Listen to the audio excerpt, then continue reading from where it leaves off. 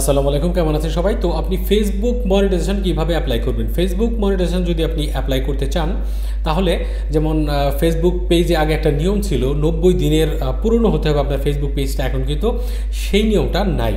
এখন আপনি Facebook page create করে সেটাকে মনিটাইজ করতে পারবেন, কিন্তু এখানে কিছু ক্রাইটেরিয়া আছে। যেমন আপনি যদি রিলস আপলোড করেন অথবা লং ভিডিও আপলোড করেন, যেটাই করেন না কেন, সেখানে কোনো কপিরাইটেড কন্টেন্ট আপলোড করা যাবে না। মানে অন্যের ভিডিও আপনি আপলোড করে সেখান থেকে মনিটাইজেশন পাবেন না। আর যদি পানও, সেই পেজটা বেশি দিন টিকবে না, ডিলিট হয়ে যাবে।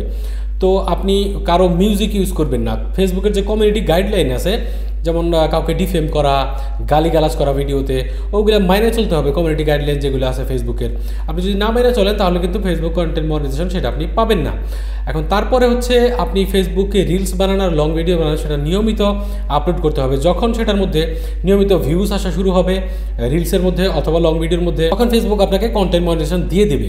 কারণ হচ্ছে ধরেন যে একটা ভিডিওতে আপনার 1 মিলিয়ন ভিউজ আসলো, সেখান থেকে 4-5 হাজার ফলোয়ার এমনিই চলে আসবে।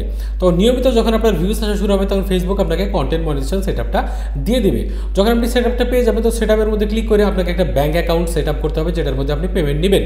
তো পেমেন্ট আপনি যে কোনো ব্যাঙ্ক অ্যাকাউন্ট এখানে যেগুলো সাপোর্ট করে সেগুলোর মধ্যে আপনি বাংলাদেশি ব্যাঙ্ক অ্যাকাউন্ট এখানে অ্যাড করে নেবেন। তারপর একটা টিন নাম্বার লাগবে, ট্যাক্স আইডেন্টিফিকেশন নাম্বার, যেটা আপনি আপনার আইডি কার্ডের মাধ্যমে রেজিস্ট্রেশন করে নিয়ে নিতে পারেন। সেই নাম্বারটা এখানে বসাই দেবেন। তারপরে কিছু ফেসবুকের টার্মস অ্যান্ড কন্ডিশন আছে, সেগুলো অ্যাকসেপ্ট করবেন। আপনার Facebook monetisation setup, content monetisation setup কিন্তু কমপ্লিট হয়ে যাবে। এরপর থেকে আপনি ইনকাম করবেন, সেগুলা নিয়ম মাফিক আপনার ব্যাঙ্ক অ্যাকাউন্টে যোগ হয়ে যাবে।